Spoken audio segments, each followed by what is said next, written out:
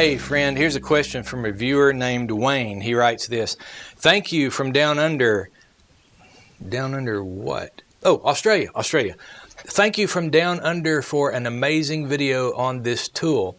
I was able to purchase one and am hoping you could suggest a suitable tool for sharpening it without compromising the steel in the blade. It is an American scythe like the one you are holding in the video, in quite good condition. Would appreciate your thoughts. Without compromising the steel in the blade, I think what Wayne is referring to is a lot of times when the modern approach to sharpening something with a blade is to take an electric grinder, like a hand grinder, an angle grinder, and grind that blade, or a bench-mounted grinder with a stone on it. Those are very high RPM machines, and with the blade, with the stone turning so fast, you can get metal very hot very quickly.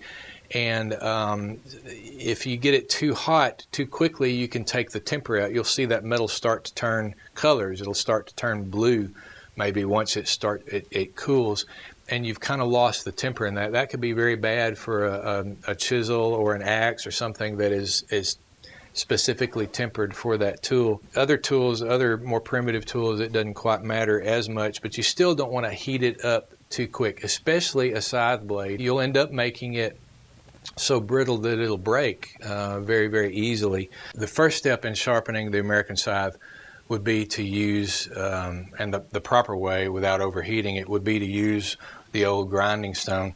I was just up at a flea market in central Arkansas earlier this week on an anniversary trip with my wife, and I came across one of the biggest grinding stones I've ever seen.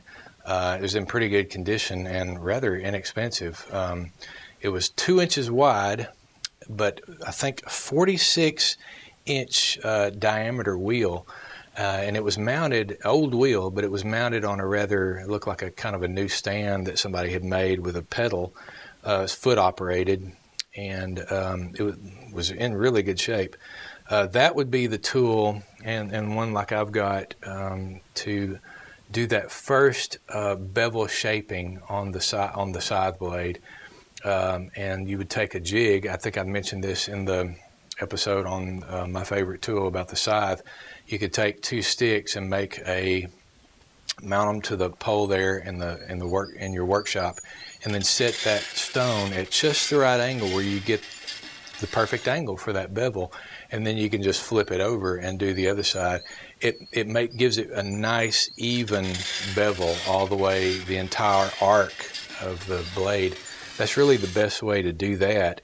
And then once you've got that bevel nice, you've got it semi-sharp, but it's still not quite. I mean, it might cut some grass, but you'd have to work harder at it, and you don't want to work hard. I don't. And so what you would then do would be in various stages to hone that blade sharper. And I would go from coarser stones to less coarse, and then to finer stones like the Arkansas stone, to get that fine edge on.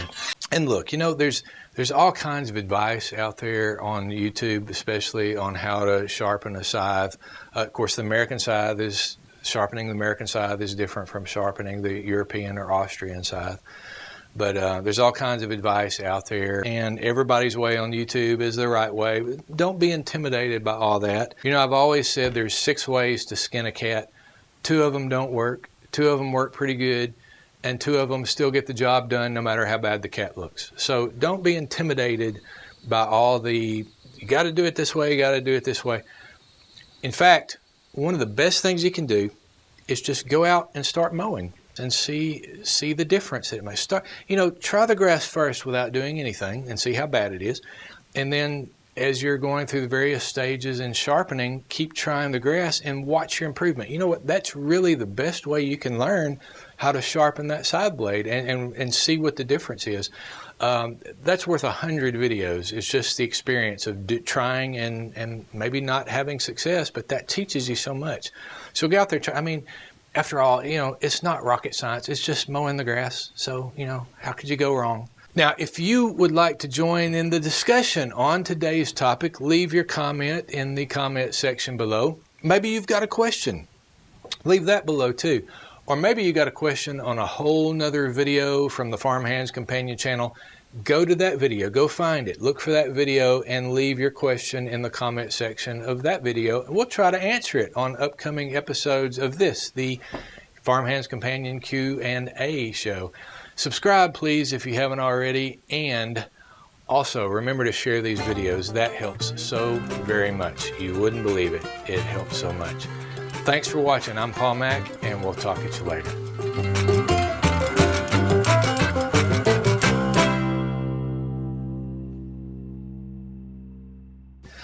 Raw bacon. I didn't get a coupon. Can you send one out? Hopefully it'll help my biliousness. You know, I still haven't looked that up. And I don't have any coupons. Biliousness. Marked by or affected with disordered liver function and especially excessive secretion of bile. I hope your biliousness gets better. I don't have any coupons. So I used them all. I could send you the knife sharpener, but I'm not sure that would help your condition.